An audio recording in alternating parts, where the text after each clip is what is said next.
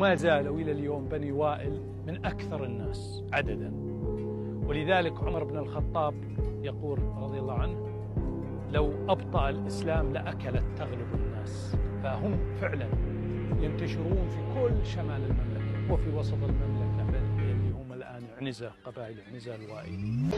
هي قبيلة بدوية كثيرة العدد في المملكة العربية السعودية، تمتد ديارها من نجد إلى عنزة وأحسان.